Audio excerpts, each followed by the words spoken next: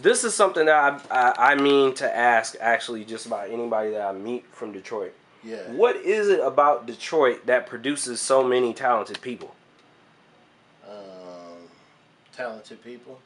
I mean, no, I mean that's the answer. I mean like talented people in a fairly extraordinary way. That's you know what I'm saying? The answer. Hold on, wait. What produces talented people? I think in Detroit is talented people. You're around talent. You feed off of talent. You challenge against talent. You have to be better than people that are extremely dope. You know what I mean? Mm. So from then they're constantly going to keep getting better. You know what I mean? So that means you have to get better. Steel sharpens steel, like, basically. Exactly, yeah. Wolves raise wolves. You know, you throw a human in all the movies and stuff, and even if he's raised by wolves, he ends up being a wolf, even if he's a human. So, like, you know, it's just natural. And like I said, even though, like, I was always jumping around, that was always wherever I went, you know what I mean? So yeah, you just you get better because you can't be worse than the people that, you know, are around you. I mean, me and Denmark and even my little brother and everybody I know, I always feel competitive with them.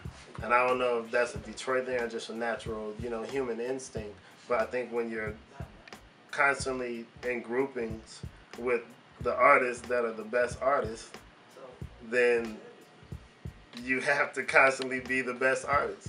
How I first knew of you was primarily through, at least production first. Yeah. At least, you know, once I recognized the name, I think I was following you on Twitter first. I don't even know how. Yeah. But then, you know, there was a point where I was asking, like, yo, magnetic. Yeah, I was like, who did this beat for guitar solo? Or where is this from? How did you find that? Like, how did you say to yourself, like, yo, this is what I'm going to make out of that? Like, was there, there may not even necessarily be an amazing story behind it, but that to me, the song, the way that it was, just sounded like, you know, like how, just the process of that. Like, how did you do that? Like, that's basically the question. How did you do that? It's really not that crazy.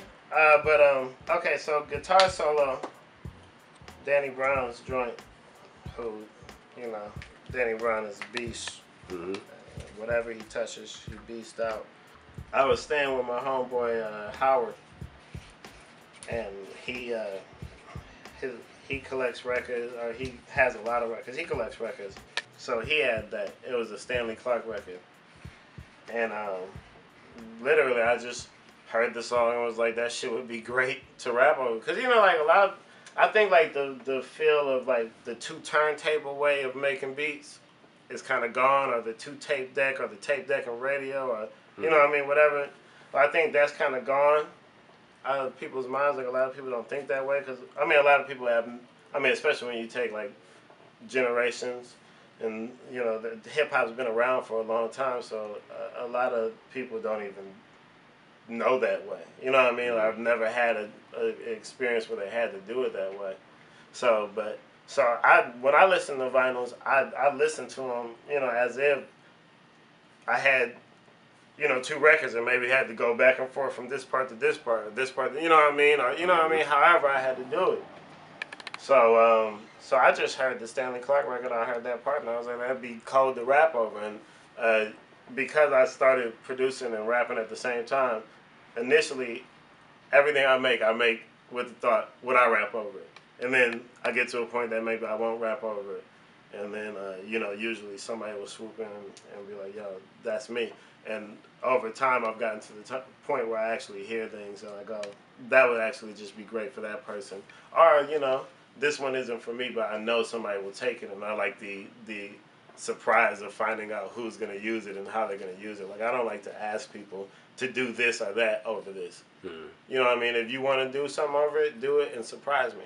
Because like, I enjoyed the you know, the experience of music just as much as, you know. So yeah. So you created the beat, and then it just went out there, and Danny Brown just heard it, and that was it, or? No, yeah, I just made the beat, and me and Danny, we linked via Wasted Youth too. through '87. I mean, you know, I just started giving him beats because I heard his stuff, and without going into too much story, because we have a whole bunch of connections and stuff, but like me seeing Danny is like Ken and Ryu. You know what I mean? Like I see him every once in a while, and everybody has like this image that we're like always together, but like, you know, he's doing his fucking thing, and I'm just as much a fan as anybody else. So, you know, I just like to provide, and I'm like that with every artist I know. I just like to provide when I can. Like if I have something to contribute, I will. You know what I mean? But at the same time, I just like making music. So I'm just here, wherever I'm at, I'm making music. You know, and that's where it all kind of boils down to. So I just shipped him beats, because he was dope.